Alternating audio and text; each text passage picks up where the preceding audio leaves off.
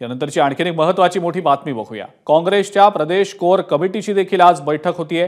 Cross voting करणाऱ्या 7 काँग्रेस आमदारांवर आजच्या बैठकीमध्ये चर्चा केली जाणार असल्याचं समजतंय। क्रॉस वोटिंगच्या संदर्भातला अहवाल तयार करून तो हायकमांडला पाठवला जाणार आहे। काँग्रेस अध्यक्ष मल्लिकार्जुन खरगे क्रॉस वोटिंग करणाऱ्या आमदारांवर कारवाई करणार असल्याची माहिती मिळतेय।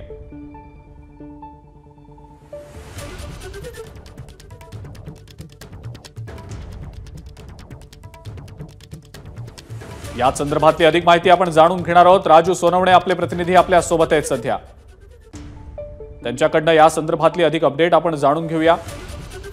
क्रॉस वोटिंगच्या संदर्भात अहवाल तयार करून तो हायकमांडकडे पाठवला जाणार आहे काँग्रेसच्या अध्यक्षांकडून। यानंतर त्यावर नेमकी काय कारवाई केली जाते याची देखील उत्सुकता आहे।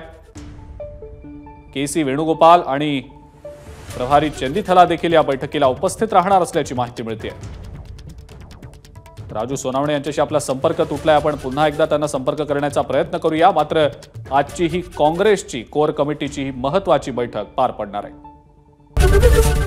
एबीपी माझा, उघडा डोळे बघा नीट।